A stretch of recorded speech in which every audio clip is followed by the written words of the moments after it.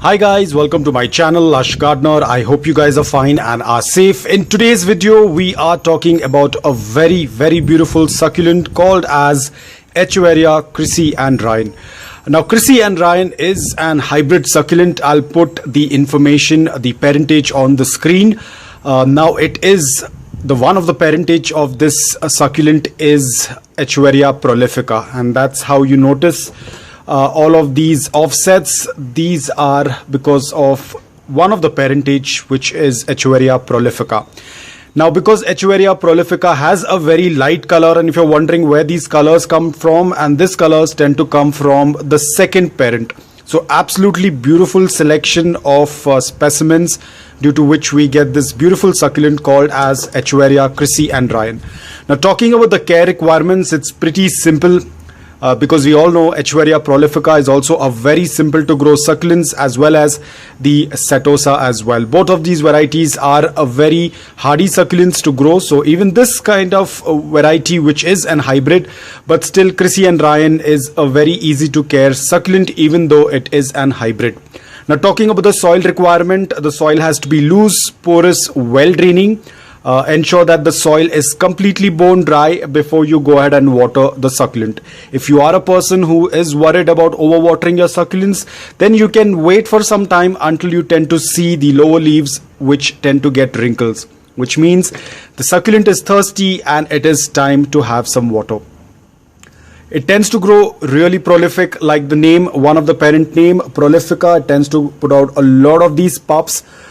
The propagation can be done via leaf propagation. It tends to propagate very easily. You can also go and separate the offsets.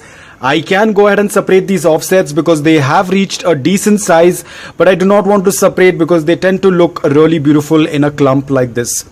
Either you can leave them as it is, or you can. Now these are the fully grown offsets. This is the mother plant, and this was the initial pups that had come up. Now this entire pot is been growing for almost 2 years now, so you can see they have been doing quite well. These are the recent ones, and you can see they are also doing quite well. Now initially you might have seen in my video the color of my Echeveria Chrissy and Ryan was not very colorful. I will put the link in the description below. It was a video on quick basic succulent care tips. The specimen that I used in that video, the succulent that I used in that video, was also Chrissy and Ryan. So this is how it looks right now. Looks absolutely beautiful. The colors are beautiful. Now in order to get this colors, you have to expose it to good amount of morning direct sunlight for 5 to 6 hours only after acclimating it. Do not expose it to afternoon direct sunlight. The leaves will get burnt. So if you only receive afternoon direct sunlight, then you will have to take help of a green shade cloth, or you'll have to go for an indirect form of light, probably a filtered sunlight. But give it a good amount of morning direct sunlight in order to get these beautiful stress colors. Otherwise it will start looking slightly green in color. You will be able to see it in the other video which I had made it earlier. You can see the succulent is very shiny and does not have a lot of stress colors. Very soon it is summers. It is going to get into its dormant period because it belongs to the variety of Echeveria. Winter was their dormant period, that is why it still has these colors, but probably during the summers, if I do not stress it, the colors will go back to green, which is fine. I do not stress my succulents during the growing period. Stressing your succulents during the growing period will hamper their growth. It is going to reduce the rate of their growth. Talking about pest attack, again, there could be issues with mealybugs, because you can see these bloom stalks, they tend to attract aphids and mealybugs. I will cut it off in a day or so.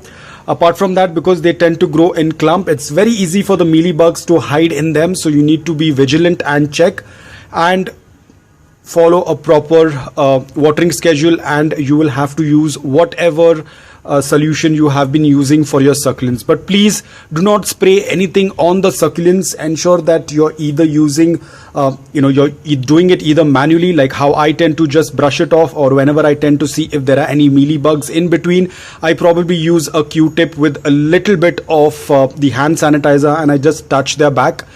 I do not try to rub it off. I just leave it, because the hand sanitizer is going to melt the waxy coating that they have, and once that coating is dissolved, the mealybug will not be able to survive. That's pretty much how I tend to do for the mealybug issues, but I do not spray anything on the succulent. Again, another important thing, when you're watering the succulent, ensure that you're watering in the soil. There is ample amount of place where you can water. Please do not drop water on your succulent leaves. I know some people tell me that they have seen videos wherein people water the succulents or water on the succulents. Now you need to understand they might be belonging to a very different environment wherein they have passed through that stage.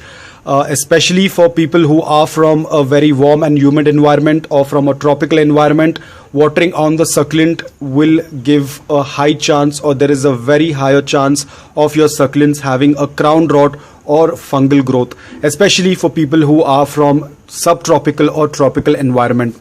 So that's all about it. These are just the basic care tips: the soil, the watering, and the amount of light. If it lacks light, it will start to stretch, it will lose all the color. That indicates that your succulent needs a little bit more of light, so that would give you a sign. So overall, it's a pretty easy succulent. Just ensure that you're giving the proper basic care tips, and then the succulent will do absolutely well. I wouldn't say it's a very fast growing succulent, but tends to have a good pace with growth.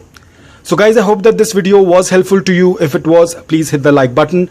If you're new to my channel, please consider subscribing to it. Until then, take care, stay safe, and keep propagating.